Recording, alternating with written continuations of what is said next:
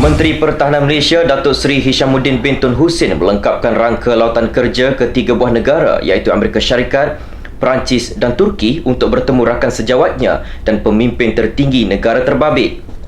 Lawatan kerja ini bermula di Hawaii, Amerika Syarikat di mana beliau telah menghadiri mesyuarat Menteri-Menteri Pertahanan ASEAN Amerika Syarikat, pertemuan tiga hala antara Malaysia, Indonesia dan Filipina serta mengukuhkan hubungan Malaysia bersama United States Pacific Command US PACOM.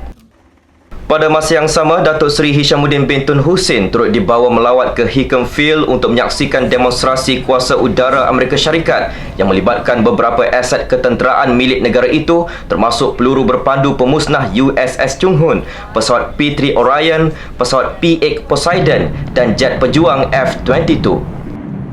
Selepas menamatkan lawatan di Amerika Syarikat, beliau meneruskan perjalanan ke Paris, Perancis untuk menghadiri mesyuarat jawatankuasa pertahanan tertinggi Malaysia Perancis kali ketiga bersama Menteri Pertahanan negara itu, Jean-Yves Le Drian.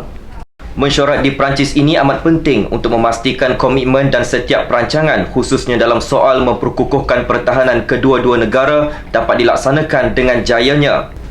Datuk Seri Hishamuddin turut menegaskan kerjasama seumpama ini tidak akan berhenti setakat ini, sebaliknya akan diteruskan dan diperkukuhkan agar ia memberi impak tinggi kepada Malaysia dan Perancis dalam mengekalkan kedaulatan negara masing-masing.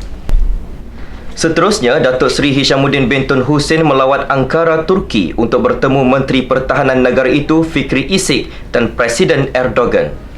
Pertemuan tersebut cukup produktif yang mana kedua-dua negara telah menyatakan kesediaan untuk mempelbagaikan dan memperkukuhkan lagi kerjasama dalam industri pertahanan demi keselamatan negara dan dunia. Dalam pertemuan beliau bersama Presiden Erdogan, Datuk Seri Hishamuddin bin Tun Hussein turut menyatakan sokongan yang tidak berbelah bahagi terhadap tampuk kepimpinan yang diterajui Presiden tersebut dan menolak apa jua bentuk ancaman dan cubaan untuk menggulingkan kerajaan.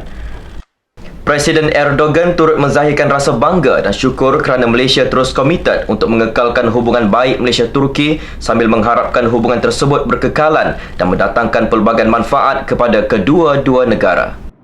Sebagai kesimpulan, lawatan kerja ketiga buah negara ini cukup berjaya dan berupaya membuka lebih banyak ruang dan peluang kerjasama khususnya dalam usaha untuk menjadikan Malaysia sebagai sebuah kuasa tentera yang disegani di rantau ini.